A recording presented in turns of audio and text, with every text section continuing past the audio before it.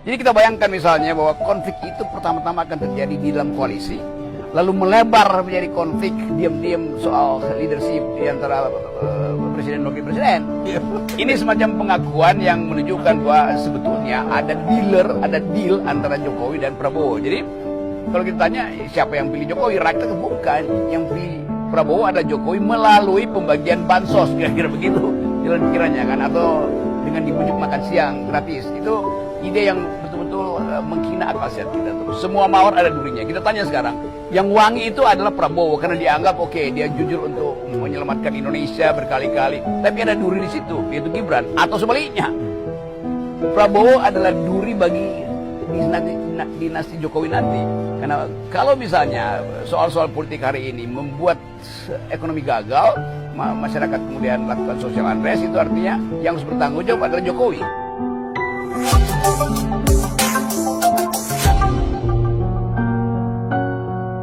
Oke. Assalamualaikum warahmatullahi wabarakatuh. Waalaikumsalam warahmatullahi wabarakatuh.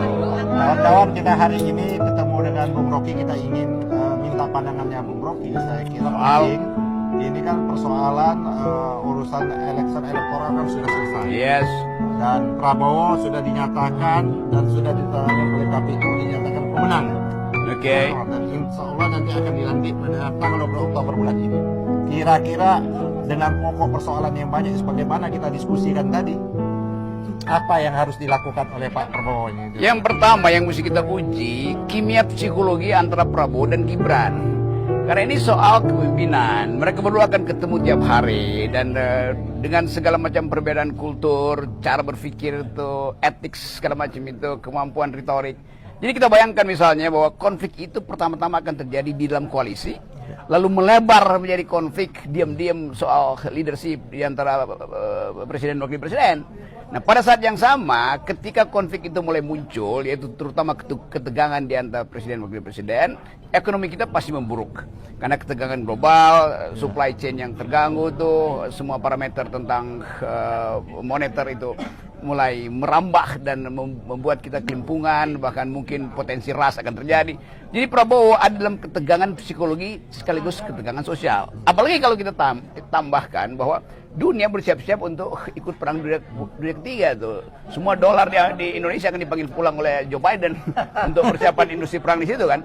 Jadi kemungkinan itu akan membatalkan ambisi misalnya untuk makan siang gratis, ambisi untuk menambah anggaran IKN, ambisi untuk menambah jalur kereta cepat dari Bandung tembus lagi ke Surabaya. Jadi semua ilusi itu kita bayangkan dari sekarang, bukan karena kita ingin menghalangi, tapi dia akan dihalangi oleh semacam hukum-hukum sosiologi.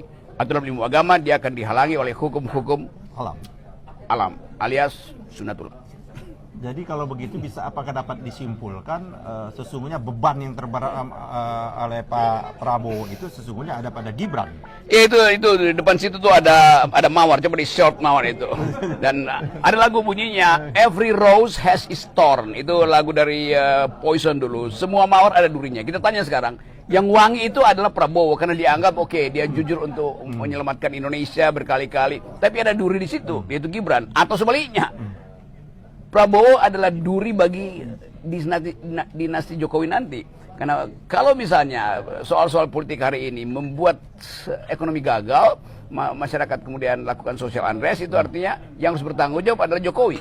Tapi saya dengar kemarin Prabowo bilang bahwa dia sudah dipersiapkan oleh Jokowi sejak lama tuh. Saya baru mau nanya yang itu terakhir.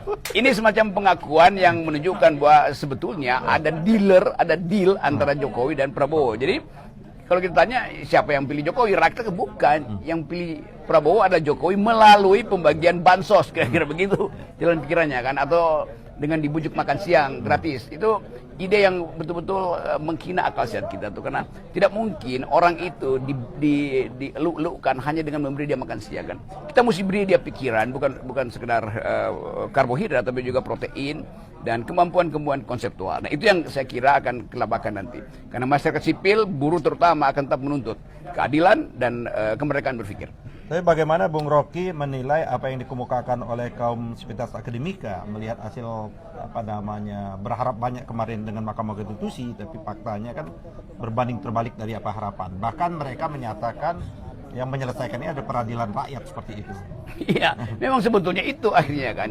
Jadi kalau lembaga-lembaga formal mengalami yang disebut oleh Huntington political decaying, pembusukan politik, kan yang membusuk terakhir adalah akar konstitusi kita di Mahkamah Konstitusi itu. Sebelumnya daunnya membusuk, itu Paman Usman, dia sebagai daun, tapi sekarang akarnya membusuk. Maka saya gembira sebetulnya pembusukan itu total, supaya bisa ditumbuhkan bibit-bibit baru tuh. Nah, keadaan semacam itu hanya bisa dilakukan secara pelembagaan. Kita masih nuntut misalnya supaya Megawati teruskan protesnya itu ke DPR dalam bentuk hak angket apapun kan, supaya terbuka lagi dinamika politik. Tapi kalau itu pun macet, ya udah akan ada People Tribunal. Entah di dalam negeri atau dibuat di luar negeri. Artinya rakyat mencari jalannya sendiri. Rakyat mencari jalan sendiri dan arus rakyat itu selalu tidak bisa ditahan oleh kekuasaan. Yang terakhir, Ya. apa yang diinginkan, diharapkan kepada para pendukung, ya, relawan yang mungkin sudah mulai goyah melihat mereka berharap cukup banyak kepada kepada pasangannya, tapi di akhirnya itu terjadi zigzag yang luar biasa oleh elit-elit partai. Iya, terlihat bahwa yang kata Bung Rocky itu munafik besar. Iya, konkurensi atau koherensi berpikir ideologi politik dari elit itu ternyata berbanding terbalik dengan apa yang diharapkan di rakyat. Ya. Kan rakyat menghendaki 01, 03 itu tetap dalam posisi oposisi. Ya. Rakyat berapa persen? 48 juta rakyat. Kan Prabowo dapat 58 juta tuh, 58%. Jadi itu angka konservatif itu ya. Yes, berarti ada 48% rakyat Indonesia menghendaki partai Nasdem, partai PKB, partai PKS, partai PDIP untuk membackup suara rakyat. Sekarang 3-4 orang elit mengatakan kami mau bergabung. Bagaimana logikanya tuh? Kalau seluruh rakyat menghendaki tapi elit mau bergabung. Jadi memang kelihatan bahwa kita masih dangkal dan berpikir. Untung sekali Pengadilan Jakarta Selatan kemarin itu memutuskan bahwa kepentingan publik itu bisa diucapkan dengan cara yang bahkan menghina presiden. Dan itu kesempatan kita untuk meneruskan.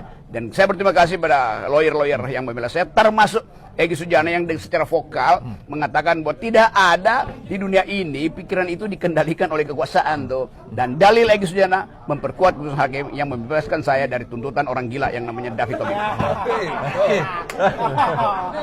Artinya kawan-kawan kata-kata bajingan tolol yang diadreskan Sah untuk diucapkan. sah dan legal dan tidak jadi masalah hukum. Terima kasih. Ya. Sampai jumpa lagi. Oke. Selamat sore. Assalamualaikum warahmatullahi wabarakatuh. Mantap deh. Hah? Oke, brother, dugaannya serasi nggak Jokowi sama si Gibran? Itu kayak Kimianya tadi. iya itu kayak kimia otak temu dengkul.